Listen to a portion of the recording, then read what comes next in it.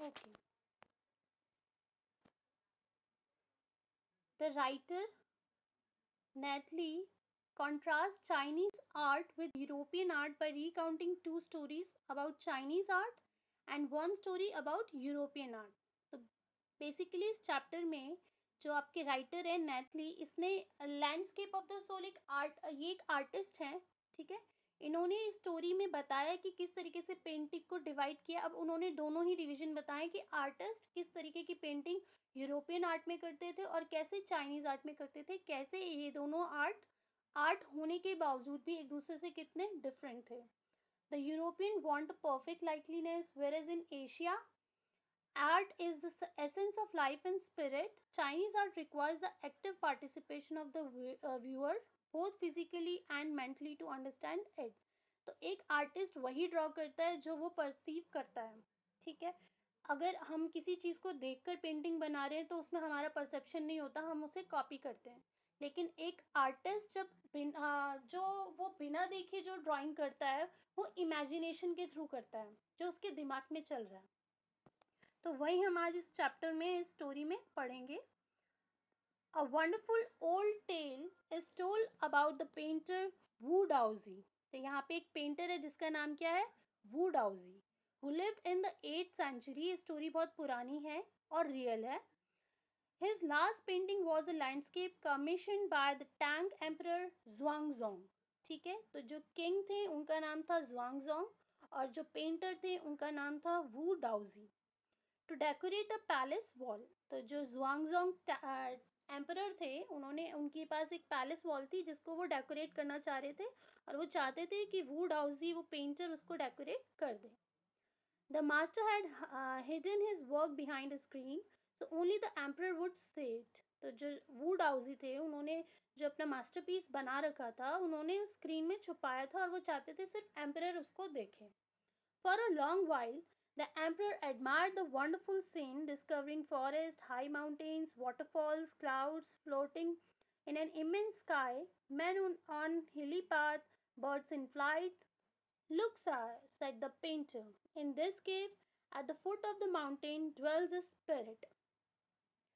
तो वो एक पेंटिंग उनको एम्परर को बना के दिखाते हैं। उस पेंटिंग में माउंटेन्स होते हैं, क्लाउड्स होते हैं, एक स्काई जो ब्लू स्काई है वो उसमें होता है, हिली पाथ होता है, बर्ड्स उसमें बैठे होते हैं, ठीक है। तो जैसे हम नॉर्मली लैंडस्केप में पिक्चर करते, सीनरी पिक्चर इसे बोलते हैं, उस तरीके थे। मतलब पहाड़ भी थे, बादल भी दिख रहे हैं, क्लाउड्स भी हैं, वहाँ पे एक झरना भी है और ग्रीनरी भी है। तो इस तरीके से उन्होंने पेंटिंग बनाई थी। इसके बाद पेंटर एम्परर को दिखाता है कि लुक एट दैट, माउंटेन के नीचे फुट पर देखो आपको एक केव दिखेगा, ठीक है।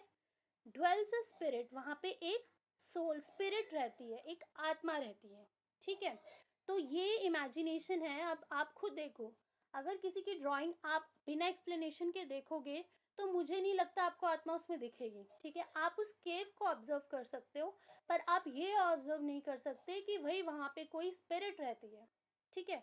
तो अभी यहाँ पे क्या दिख रहा है कि जब एक एम्परर उस लैंडस्केप को दिख रहा था तो उसको क्या क्या दिखा, उसको वो सारी चीज़ें दिखी जो कि पेंटर ने बनाई हैं। बट जब पेंटर ने बताया उसे कि भाई ये जो केव है यहाँ एक स्पिरिट रहती है, तभी उसे पता चला। अब ये कैसे हो सकता है, जब आप एक तो पॉसिबल पेंटिंग में तब है जब एक पेंटिंग पेंट करते वक्त वह इमेजिन करने लगे कि मैं एक ऐसी चीज़ बना रहा हूँ और यहाँ पे ये प्रेजेंट है, ठीक है। तो इसको इनटेंजिबल थिंग्स कहते हैं, जो आप देख नहीं सकते हो, ठीक है। टेंजिबल क्या है, mountain, river, trees, clouds, blue sky, ये सब है टेंजिबल जो आप ऑब्जर्व कर रहे हो, देख पा रहे हो, ठीक है। इनटेंजिबल थिंग्स स्पिरिट हो गई जो कि वहाँ प्रेजेंट है अकॉर्डिंग टू पेंटर, बट आप उसे नहीं देख सकते। The painter clapped his hand and the entrance to the cave open. Painter ने अपने क्लैपिंग की और वो जो केव का जो गुफा का दरवाज़ा था वो खुल गया। The inside is splendid, beyond anything words can convey. Please let me show your majesty the way. The painter entered the cave, but the entrance closed behind him. ठीक है, तो वो पेंटर ये सब इमेजिनेशन के थ्रू कर रहा है क्योंकि उसने वो ड्राइंग की है। तो पेंटर ने क्या किया, क्लैप किया, केव का दरवाज़ा खुल गया। उसने बताया कि अंदर हम सोच भी नहीं सकते कितना सुंदर है। तब जो एम्परर था उसका मन हुआ देखने का। तो जैसे ही वो एंटर केव में जो पेंटर था केव में एंटर हुआ, वो डोर अपने आप केव का बंद हो गया। The painter entered the cave, but the entrance closed behind him, and before the astonished emperor could move or utter a word, the painting had vanished from the wall. और अभी ये देखते ही वो चौंक गया था, और वो कुछ एक शब्द निकालता ही उससे पहले वो पूरी की पूरी पेंटिंग गायब हो गई। Not a trace of Wu Daozi brush with was left. Even उस पेंटर का वुडहाउसी का ब्रश तक वहाँ पे नहीं मिला, सब चीज़ उसी के साथ गायब हो गया। And the artist was never see again in this world. और उसके बाद वो आर्टिस्ट वुडहाउसी दुनिया में कभी नहीं दिखे। ये एक चाइनीज स्टोरी थी, जो कि आप कहते हैं कि ये रियल स्टोरी है, बट जो कि हम पढ़ने के बाद इसे इमेजिन नहीं कर सकते कि भाई ये रियल थी भी क्या ऐसा वाकई में हो सकता है कि एक पेंटिंग में कोई पेंटर ड्रॉ करता है और वो ये सब जो भी फील कर रहा है वो रियलिटी में हो जाए। Such stories played an important part in China's classical education. अब इसी तरीके की स्टोरी चाइना की क्लासिकल एजुकेशन में ये सब मिलती है। The books of Confucius and Zhuangzi are full of them. They help the master to guide his disciple in the right direction. Beyond the anecdote, they are deeply revealing of the spirit in which art was considered. Contrast this story or another famous one about a painter who wouldn't draw the eye of a dragon he had painted for fear it would fly out of painting, with an old story from my native Flanders that I find most representative of Western painting. अभी यहाँ author क्या बता रहा है कि ये जो painting China की, अभी आपने जो स्टोरी सुनी है, चाइना की क्लासिकल एजुकेशन में इस तरीके की हज़ारों स्टोरीज आपको देखने को मिलेगी। ठीक है, इसी तरीके से जो हमने भी ये वू रॉजी की स्टोरी पढ़ी, इसी की तरह एक और पेंटर की थी जो कहता है कि वो पूरी की पूरी ड्रैगन ड्रॉ कर देता था, लेकिन वो ड्रैगन की आई ड्रॉ नहीं करता था, क्योंकि उसको वो डर था कि अगर मैंने उसकी आई, ड्रैगन की आई ड्रॉ कर दी तो वो रियल में आ जाएगा और मुझ पे अटैक करेगा। ठीक है, वो उस पेंटिंग से बाहर निकल के आ जाएगा, इस डर से वो उस ड्रैगन की आई नहीं बनाता था। तो इस तरीके की चाइनीज पेंटिंग में हमें क्या देखने को मिला कि जो पेंटर है वो अपनी इमेजिनेशन से ड्राइंग करते थे और वो उसको रियल मानने लगते थे। ठीक है, ये क्या ये पॉसिबल है कि हम एक पेज में अगर ड्रॉ करते हैं ड्रैगन तो वो रियल में आ जाएगा? नहीं।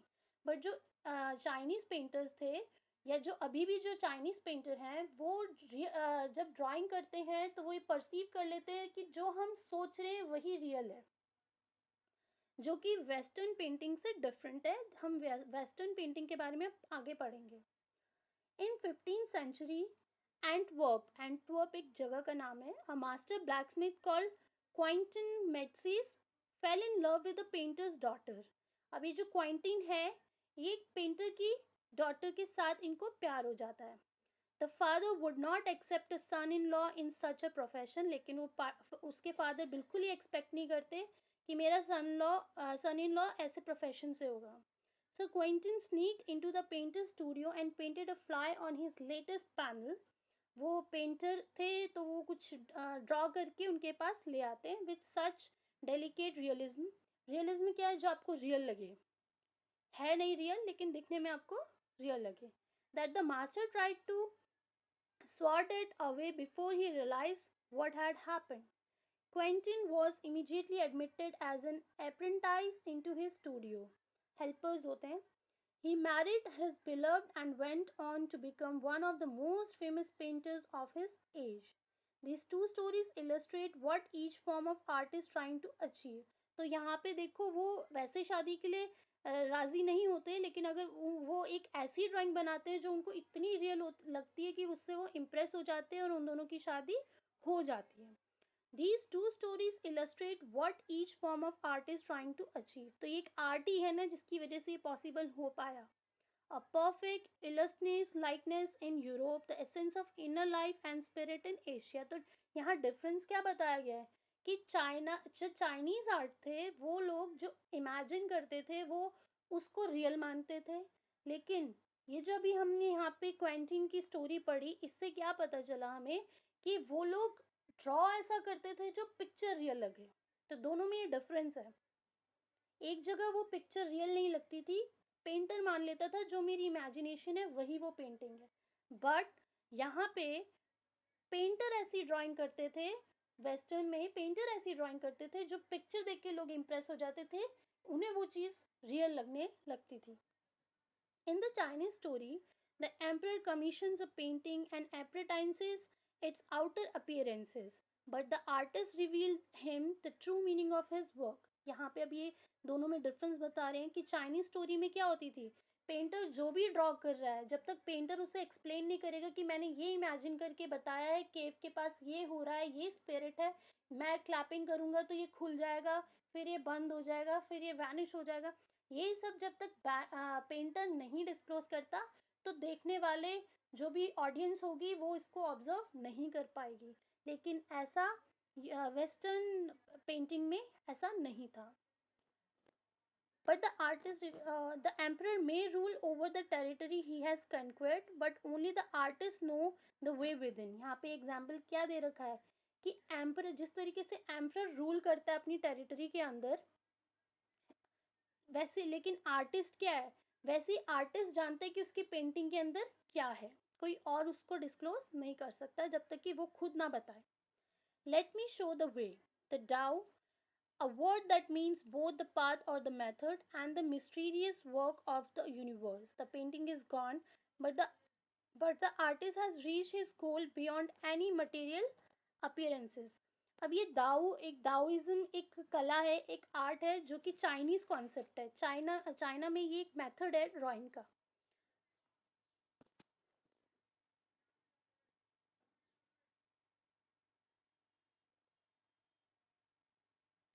In the Chinese story, where were we? But the artist reveals, yes. A classical Chinese landscape is not meant to reproduce an actual view, as would a Western figurative painting. अब यहाँ पे क्या बताया कि Chinese जो painting है वो actual view reproduce तो करती है, बट किसके साथ, तभी वो पॉसिबल होगा जब वो पेंटर बताए। अगर वो पेंटर नहीं बताता तब वो इसकी कोई एक्चुअल व्यू के कोई मायने ही नहीं है, कोई पता ही नहीं लगा सकता कि पेंटर क्या इस पोर्ट्रेट इस लैंडस्केप से क्या बताना चाह रहा है, क्या वो पोर्ट्रे करना चाह रहा है कि इस पिक्चर में क्या है। लेकिन वेस्टर्न में क्या है, फिगरेटिव पेंटिंग है। फिगरेटिव पेंटिंग क्या होती है कि आपको देखते ही वो समझ आ जाए, वो आपको एकदम रियल लगने लगे। Where the European painter wants you to borrow his eyes and look at a particular landscape exactly as he saw it from a specific angle. लेकिन यूरोपियन पेंटिंग में क्या है, यूरोपियन पेंटिंग में आपको देखते ही पता चल जाएगा, जो भी पेंटर ड्रॉ करना चाह रहा है वो आप उसे कैच कर लोगे, वो आप उसे उसी एंगल से समझ लोगे। The Chinese painter does not choose a single view point, लेकिन चाइनीज पेंटिंग में वो एक ही नज़रिया पेंटिंग को देखने का नहीं हो सकता। His landscape is not a real one and you can enter it from any point. अब वो क्या बता रहे कि उनका जो लैंडस्केप है वो एक रियल वन नहीं होता, कोई भी किसी भी नज़रिए से उसको देख सकता है और उसमें जा सकता है। The artist create a path for your eye to travel up and down then back again in a leisurely movement. Leisurely होता है रिलैक्स, आराम से आप उस पिक्चर को देख के आप जो इमेजिन कर रहे हो आप कर सकते हो।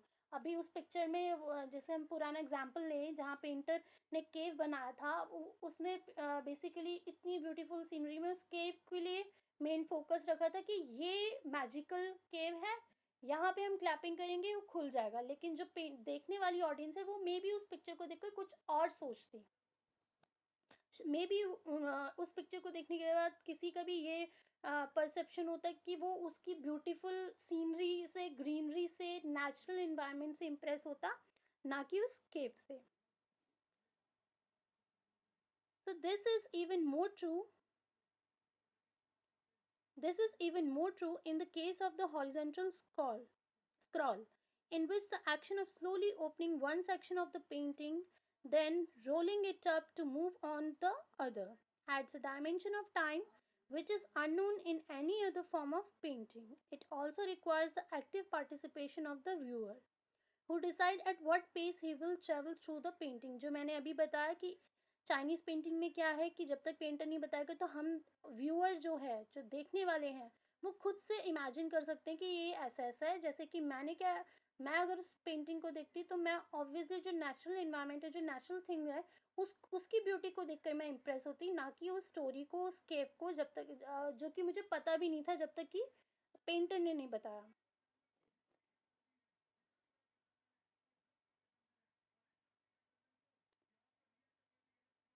Sorry, where were we? Yes.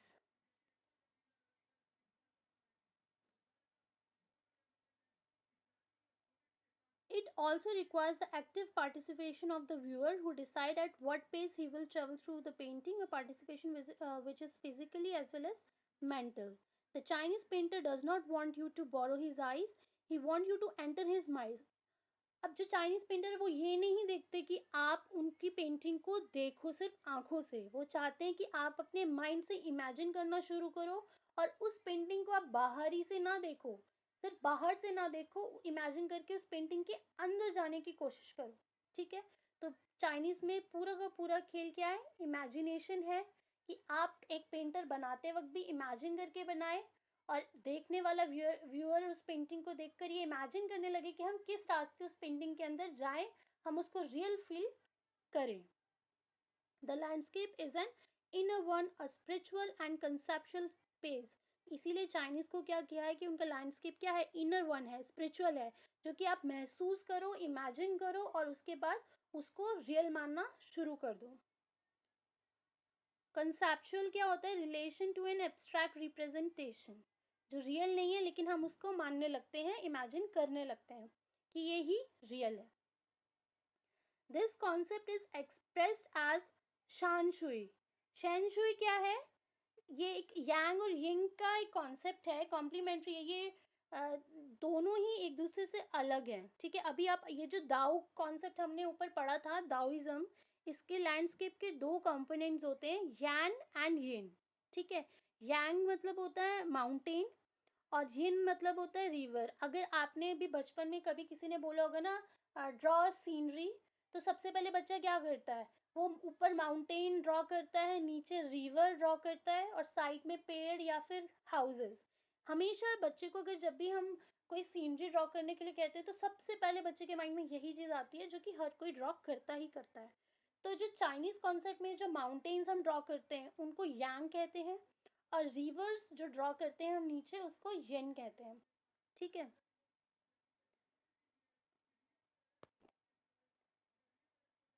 देखो, लैंडस्केप हम ऐसे ड्रॉ करते हैं, इस तरीके से माउंटेन्स होते हैं और यहाँ से इस तरीके से रिवर होती है ना? ठीक है? तो यहाँ हम सूरज इस तरीके से दिखा देते हैं, कुछ बच्चे यहाँ पे हाउस दिखा देते हैं, ठीक है? और कुछ बच्चे यहाँ पे ट्री दिखा देते हैं। इस तरीके से हम सीनरी ड्रॉ करते हैं। तो यही चाइनीज़ कॉन्सेप्ट क्या बताता है कि जो उनके दो मेन ड्राइंग के कॉम्पोनेंट्स है वो क्या है? माउंटेन, जिसको चाइना में कहते हैं यांग। यांग मीन्स माउंटेन। ठीक है? और ये जो रिवर है, रिवर को चाइनीज में कहते हैं येन। ठीक है? तो river is yin, mountain is yang. तो उनके ये दो ड्राइंग के जो मेन कॉन्सेप्ट है वो उनके ये हैं कि यिंग और यांग के बिना उनका लैंडस्केप इनकम्प्लीट है। और देखा जाए तो यहाँ पे जो राइटर है वो ये भी बताने की कोशिश कर रहा है कि किस तरीके से ये दोनों कॉम्प्लीमेंट्री है। ठीक है? अ, दोनों ही एक दूसरे के अपोजिट हैं। अब वो कैसे हैं वो आप आगे पढ़ोगे।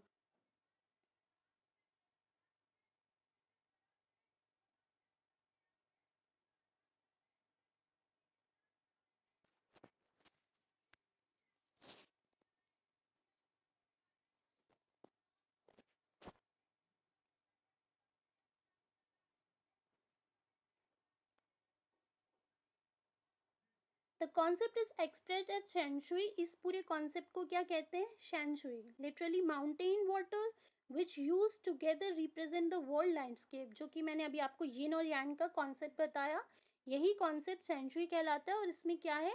माउंटेन वाटर, माउंटेन से निकलता हुआ वाटर। ठीक है? यही रिप्रेजेंट करता है लैंडस्केप को। More than two elements of an image, these represent two complementary poles. Complementary poles are the two which are opposite to each other. ठीक है, जैसे मैंने भी बताया क्या माउंटेन और रिवर क्या एक दूसरे से कॉम्प्लीमेंट करते हैं, दोनों ही क्या है अपोजिट है एक दूसरे के। Reflects the Daoist view of universe. अब ये दाओइस्ट वही है जो दाओ मैंने चाइनीज कॉन्सेप्ट बताया था, ये पूरा जो दाओ शेंशुई येन यान ये पूरा चाइनीज कॉन्सेप्ट के बारे में पढ़ रहे हो कि वहाँ के आर्टिस्ट वहाँ के पेंटर्स इनके बारे में क्या समझते थे। I think time is over now.